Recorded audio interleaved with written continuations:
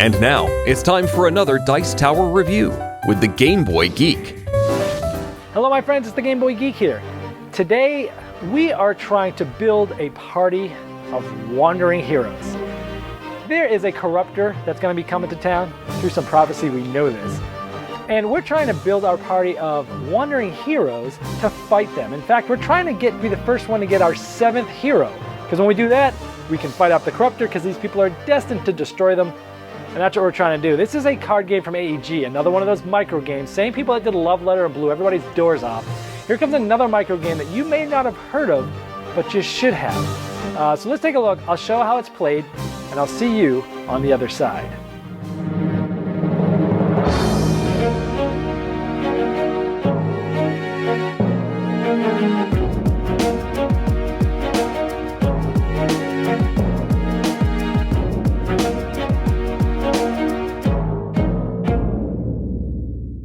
I have this set up for 4 players, so we have 1, 2, 3, and 4. Everyone's going to get 2 face-up heroes in front of them of different numbers. They cannot be the same at the beginning of the game. And everyone's going to get a secret hand of 5 heroes there. And then we're going to show you what you're trying to do is get 6 total unique heroes face up in front of you. There's only 7 unique ones, so you're trying to get 6 unique ones. And you're the 7th hero, and that's how you win the game. Let's tell you how a turn works. When it's your turn, you flip up the top card there, and we see which hero needs to go wandering. Curse of the Wasteland Hounds, needed hero, number of players or higher. So in this case, there's 4 players, so I would have to send a hero of 4 or higher to my neighbor. Now, in my hand, I have these 5 cards. I have 1, 4, 1, 7, 1. We'll talk about the special abilities and the heroes themselves later, but I have to throw either a 4 or higher. Now, if I have, so I could throw either a 4 or 7 and send that thing wandering. If I did not have any of these, I'd have to send one of these 2. This one would fit the bill. And if I still couldn't send either of those, you would send a face down card from the deck wandering. So how does something wander? So we've got these cards here, and I'm going to send the 4, and I'll tell you why later. So I have my 4 that I'm sending because it has to be 4 or higher in this case, and I send them wandering to the next player. The next player has a choice to make. They can either try to employ this wandering hero into their party or let it continue wandering to the next player. If they decide to employ this and it's the same number as anybody that's already in their party, those people fight and they both die and they get discarded, meaning he would basically lose one of his heroes. But if he employs it and he doesn't yet have that hero, well, voila, his party has just gone from 2 people to 3. But if he had had a 4, they both would have been discarded. So it's sort of a little guessing and pushing your luck element there.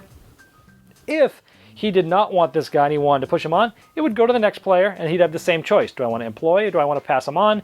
Same for the last player, and then it comes back to me.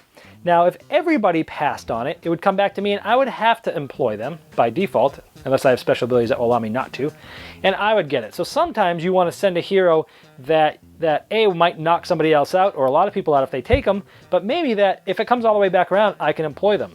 Although sometimes, if you remember I had a 7 in my hand, if I had sent the 7 out at the beginning, and it came all the way around and came back to me, well, these 2 would have fought, and I would have just lost this guy, and boom. So sometimes you can hurt yourself. Sometimes you can try to sneak cards past you to get employed by you. Now, if you remember, all my cards were face up like this. Each of these cards has a special ability. And at any time, pretty much, you can rotate those to use their ability. For example, the Shield Maiden, nullify an ability as an interrupt. So if somebody's trying to do something, you can pretty much immediately interrupt it and cancel it and turn it sideways. Here, the number 2 card, you can discard the wandering hero. This is good if like a hero started coming around and you know you're going to have to take it and it's going to end up killing one of your guys, so you can discard it. Or if you know that the person who's about to get this card is about to win with that card, you can make sure it just gets discarded so they can't take it. It's a cool little card there. The Chieftain, renew one of your abilities. So say I have got a good ability, it's already been turned, I can turn this guy and renew this guy. That's really cool. He can combo up with a lot of people, pretty cool. The Outcast, another player of your choice cannot recruit the wandering hero. So this is good. Another one, if someone's about to win, you can turn this, activate it, and they cannot recruit somebody that you know they're about to win with. The Oracle, look at the wandering hero. This is good if like something's coming around and you're not sure. You can do her ability, you can look at it and then decide if you want it or not. Number 6, the main player may send any hero. So say it says, for instance, if we were sending someone that said number of players are higher, so I had to throw like a 4, 5, 6, or 7. Maybe I didn't have any. Maybe I didn't want to throw that. And number of I could turn this and I could send anybody I want from my hand. Maybe I'm going to try to sneak somebody by to get to me, or maybe I really want to hurt somebody that's around the table. And this one is just draw 2 cards in your hand. So I've sent a wandering hero. Let's say this guy ended up adding them to his hand. At the end of my turn, I would get 1 card to add to my hand. Now, when it's your turn and someone sends a wandering hero around and it comes to you, you can, if you want, look at your cards and you can ask them for a hint. You could basically pass a card to them and say, like, let's say, I want to know if it's the number 2. I could put this face down, pass it to the person who originally sent the wandering hero. Let's say it was this player. He would look at this card and tell you either yes or no. Either yes, this card is the 2, or no, it's not. He would then keep this card, he'd discard it face down so nobody can see it, and then I know whether I really want to employ this or not, and maybe I do. Maybe I do want to do it, or I don't. This would have killed me. But if I do, I take it. If not, I pass it. Once that round is over, this would then get flipped up in the discard pile. But it's a way of getting a hint, and you can ask as many hints as you want as long as you have at least 1 card left. And what happens is, yes, you get a hint, but you're narrowing down how many cards you have in your hand, because if I keep throwing cards out to get hints, I go from 5 cards to 4 to 3, and I have less cards and less power over the game, but sometimes it might be good towards the end of the game to do that. Now, the normal rules say that, like this says discard the wandering hero. Let's say a hero came around to me, and it came to me and I took it and I saw it was a 3. The rules actually say that at this point, you could still discard the wandering hero and get rid of it. But there's a variant rule that I like a lot better, which states that you have to make your decision before. It's less forgiving, and I have to do it. Once this guy's flipped over, he's employed no matter what, and you can't do something after the fact, and I like that play better of that variant rule. And again, this continues around until one player has 6 unique heroes up, and that player is the winner. All right, there's 7th hero. So obviously AG is known for Love Letter, great micro game. It really started all these different micro games coming out. I know a lot of people looking forward to Lost Legacy, the sequel to that. This is sort of flying under the radar. I first played a prototype of this at Gamma earlier this year, and I fell in love with the game, and now I have the production copy, and it looks marvelous. I love the artwork in it. I'm not even usually a big fantasy or and I guess it's not too fantasy-ish, but I love the artwork. And the gameplay is very simple, so it is sort of like that micro game. And here's what this game is. I like this game, and the game's going to play its best if you sort of play into the guessing, the bluffing, the looking to somebody's eyes and lying to them. I mean, if you just play the game and you pick up the card and you're like, oh, send one from numbers 3 to 5, and you just play it and you're playing it quietly and you're just doing that, it's not going to give the best experience, in my opinion. What will give the best experience is when you're playing with a bunch of buddies and you look down, oh, 3 through 5. Zzz, you've got just a 5. You're going to look them right in the eye and go, dude, I promise, it's not a 5. Don't worry. Just, you can take it. Boom, he takes it. It's a 5. Everyone starts laughing.